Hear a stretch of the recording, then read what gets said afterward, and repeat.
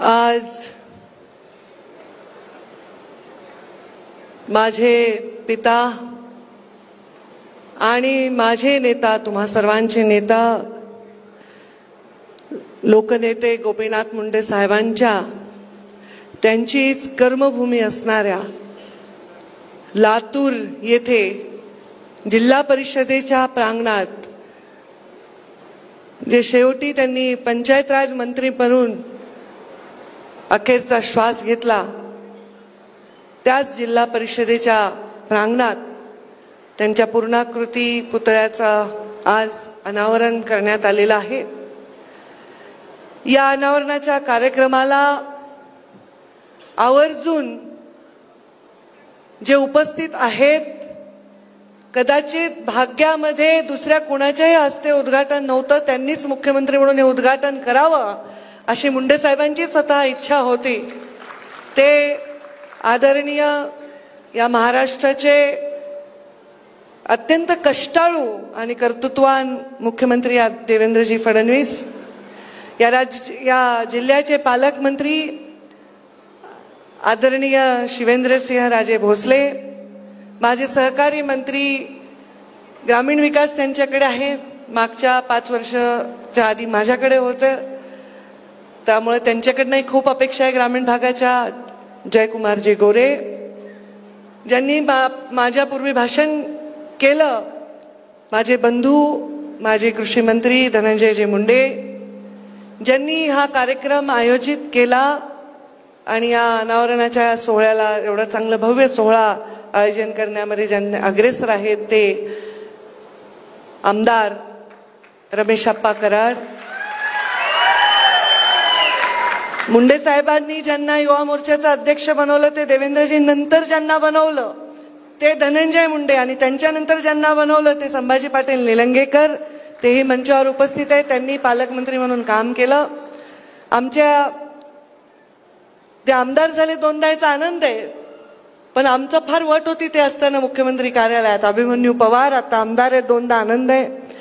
आमचे आमदार विक्रम काळे, आमदार संजय बनसोडे, आदरणीय पाशाभाई पटेल माझे आमदार आता कृषी मूल्य आयोगाचं काम करतायत, बांबूवर फार मोठं काम करतायत। आमचे भाऊजी, आमचे लाडके गोविंदरावजी केंद्रे अण्णा, शिवाजीरावजी कवेकर, संजय कोडगे, या पुतळ्यामध्ये भरपूर धडपड ज्यांनी केली ते तेव्हाचे जिल्हा परिषदचे अध्यक्ष राहुल केंद्रे, ज्यांनी खूप सहकार्य मला केलं, आणि म्हणून आम्ही मराठवाड्याची स्थानिक स्वराज्य संस्थेची जागा आम्हाला खूप आशीर्वाद ज्यांच्यामुळे मिळाले, बसवराजी पाटील, आमच्या बहीण अर्चना, म्हणजे तसं मी त्यांना वहिनी म्हणते पण अर्चनाताई पाटील चाकूरकर, कलेक्टर वर्षाताई, त्यांचंही खूप कौतुक सगळेजण करतायत, आणि CEO जिल्हा परिषद राहुल कुमार मीना आणि आयुक्त मानसी मीना, इथे दोघेही मीनाच आहेत का? अच्छा, पती पत्नी एकत्रीकरण आहे, व्हेरी गुड। आणि समोर सर्व मान्यवर मंचावर उपस्थित आणि समोर उपस्थित मुंडे साहेबांवर कुठल्याही अपेक्षेविना त्यांच्या जाण्याच्या पश्चात 11 वर्ष झाले तरी सतत प्रेम करणारे तुम्ही सगळे वडीलधारी मंडळी, माझ्या माय माऊल्यांनो आणि युवा बांधवांनो, खरं आजचा दिवस असा आहे, काय बोलावं मला कळत नाही। ज्या दिवशी मुंडे साहेबांचं निधन झालं त्या धक्क्यातून कशी त्या म्हणजे धुक्यामध्ये वावरल्यासारखे आम्ही कितीतरी दिवस वावरलो।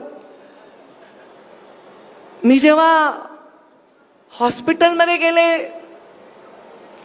त्या सगळ्या दिल्लीमध्ये मला कोणीच ओळखीचं वाटत नव्हतं, तेव्हा मुंडे साहेबांच्या मृतदेहापाशी देवेंद्रजी उभे होते आणि तो एकच चेहरा मला वाटलं की अरे मी देवेंद्रजी म्हणून तिथे खूप जोरात टाहो फोडला। कारण मला असं वाटत होतं की विमानात बसताना आदरणीय नितीनजींचा फोन आला होता, त्यांनी सांगितलं होती परिस्थिती, पण मन मानत नव्हतं।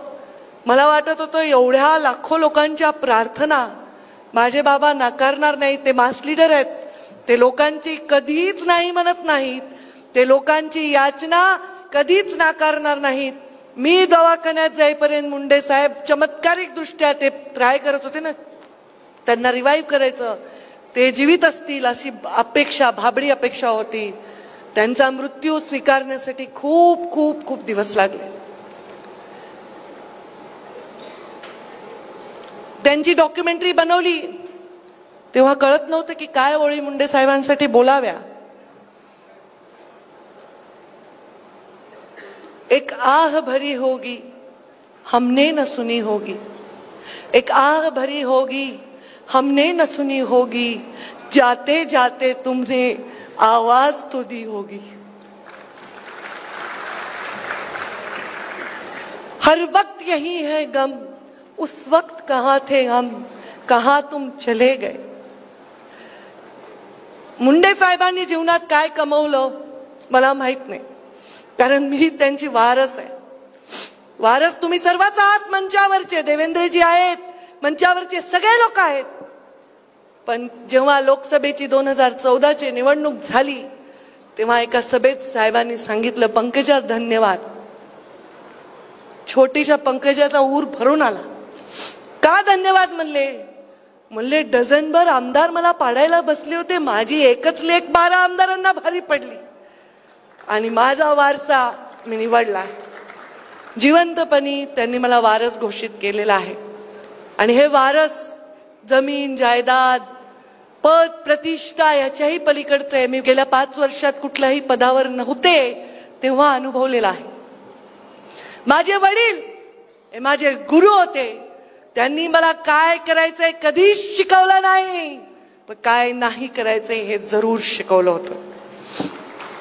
आणि म्हणून बरेच लोक, मी कधी कुणाचा एकेरी उल्लेख करत नाही, माझ्या माघारी मी कधी कुणाची प्रतारणा होईल असं कधी बोलत नाही, पातळी सोडून बोलत नाही, कुणाचा राग वाटत नाही, मला कुणाविषयी द्वेष वाटत नाही. मला तर वाटतं की माझं नशीब किती मोठं आहे की माझ्या वडिलांना जाऊन आज 11 वर्ष झाले त्यांचा पूर्णाकृती पुतळा उभारतोय आणि त्यावेळी स्वतः देवेंद्रजी मुख्यमंत्री आणि मी मंत्री म्हणून इथे हजर आहे.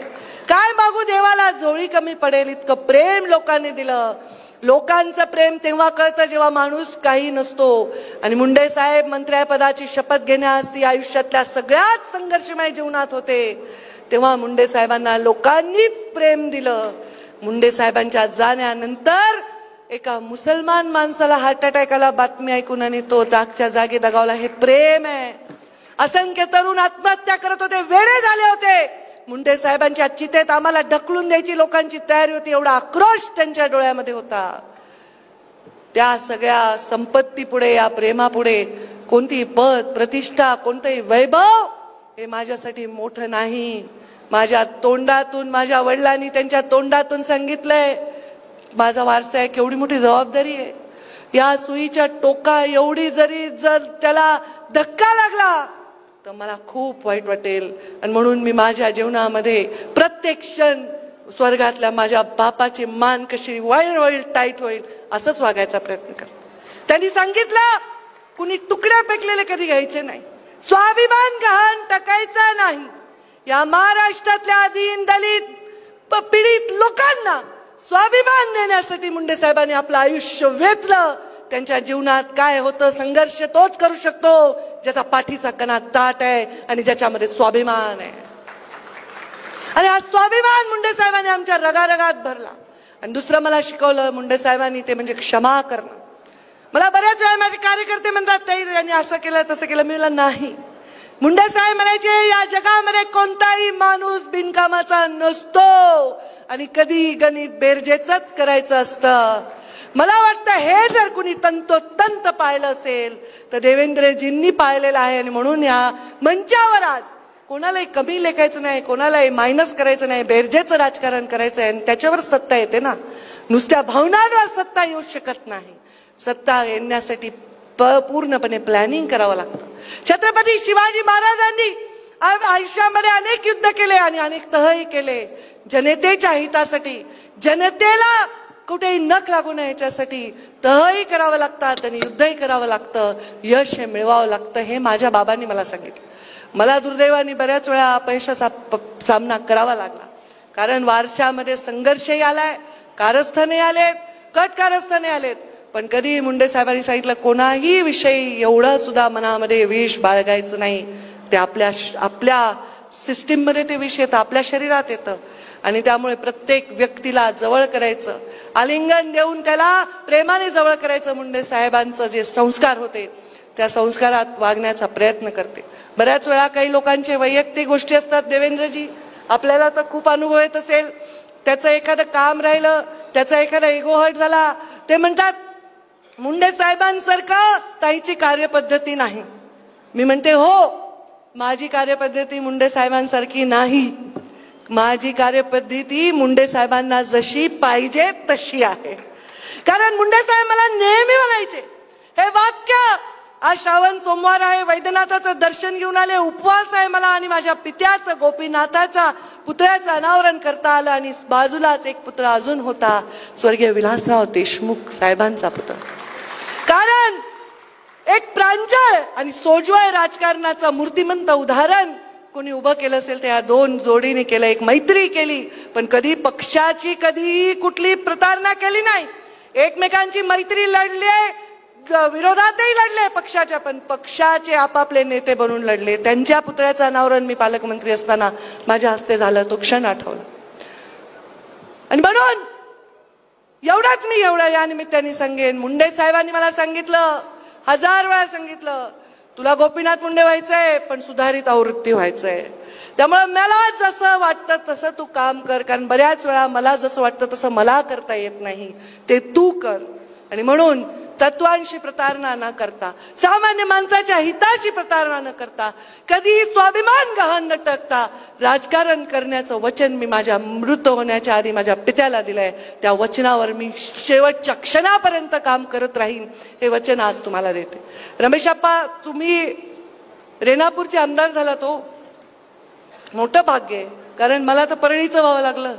जेव्हा रेणापूर आणि परळी वेगळे झाले, परळी मतदारसंघ नवीन झाला, तेव्हा मला परळीचा आमदार व्हावं लागलं.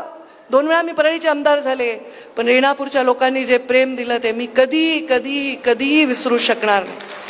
2004ला मुंडे साहेबांच्या प्रचारासाठी पानगावची रेणापूरची जबाबदारी माझ्याकडे होती आणि 2014ला मुंडे साहेबांच्या लोकसभेची जबाबदारी होती. या सगळ्या प्रवासात खूप शिकले, खूप काही आहे माझ्याकडे. मला लोक सांगतात मुंडे साहेबांचं चरित्र लिही. आता मी लिहीन का नाही माहित नाही, माझ्याकडून ते होईल का नाही माहित नाही, पण जेव्हा जेव्हा तुमच्या डोळ्यात मी बघते मुंडे साहेबांचं चरित्र मला तिथेच दिसतं. म्हाताऱ्या माणसाच्या डोळ्यामध्ये मुंडे साहेबांची प्रतिमा दिसते. माय माऊलींनी डोळ्याला पदर लावला, तिच्या अश्रूत मुंडे साहेबच सांडताना मला दिसतात. आणि तरुणांच्या ऊर्जेमध्ये देखील आजही मला मुंडे साहेब दिसतात. आणि ते मुंडे साहेब जिवंत ठेवण्याचं मोठं कर्तव्य हे माझं तर आहेच, पण आपल्या सर्वांचं देखील आहे. त्यामुळे आज जे खरी साहेबांची शिकवण होती, छोट्या छोट्या लाभासाठी, छोट्या छोट्या गोष्टींसाठी खूप मोठे नाते असतात, नाते फार महत्वाचे असतात. रक्ताची नाते तर आपल्याला निवडता येत नाही, पण आपण जे नाते स्नेहाने प्रेमाने निवडत असतो ते नाते फार महत्वाचे असतात आणि ते कशाही पेक्षा श्रेष्ठ असतात. तसंच नातं या लातूरचं मुंडे साहेबांचं आहे. मी विलासरावजींचा उल्लेख केला, विलासरावजी आणि मुंडे साहेबांचं आहे. तसंच नातं तुमचं आणि माझं आहे. चूकभूल कधी क्षमा करा. कधी कधी राजकारणामध्ये एखादी घटना आपल्याला यशस्वी करता येत नाही, पण मनामध्ये कधीही लोकांच्या विरोधात कोणाच्या वाईट करण्याचा हेतू कधीही नसणार. मुंडे साहेबांनी जी शिकवण दिली, मी थकणार नाही, मी रुकणार नाही, मी कुणासमोर कधी झुकणार नाही, हे वाक्य आज म्हणते मंचावर. कारण मीडियावाले असे लावतात, पंकजाताई असे म्हणल्या, ते याला म्हणल्या, त्याला कोणाला नाही म्हणले. मी कोणाला नाही म्हणले, मी परिस्थिती समोर झुकणार नाही, मी उतणार नाही, मी मातणार नाही, मी घेतला वसा टाकणार नाही असा शब्द देते.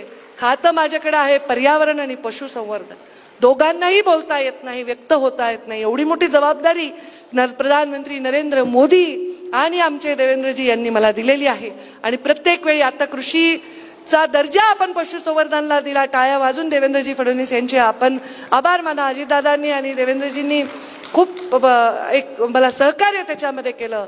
आणि आता रिव्हर म्हणजे नदीचं पुनर्जीवन करण्यासाठीचं प्राधिकरण निर्माण करण्याच्या निर्णयाला सुद्धा देवेंद्रजींनी ग्रीन सिग्नल दिला आणि त्यांच्या नेतृत्वाखाली या महाराष्ट्रातल्या सगळ्या नद्या परत पुनर्जीवित होतील हा एवढासा संकल्प इथे करून जाते आणि आपल्या सर्वांचे आशीर्वाद सदैव मला लाभतील असंच काम चांगल्या माणसाचे चांगल्या ज्याच्या निष्पाप मनाचे आशीर्वाद सदैव मला लाभतील असेच तुमच्याकडनं अपेक्षा व्यक्त करते आणि माझ्या वाढत चाललेल्या माफ करा देवेंद्रजी मी एवढं कधी तुमच्यासमोर भाषण नाही करत पण आज भावना थोड्या अनावर झाल्या क्षमा करा 5 मिनिटं जास्त बोलले तर माझ्या वाढत चाललेल्या भाषणाला विराम देते जय हिंद जय महाराष्ट्र.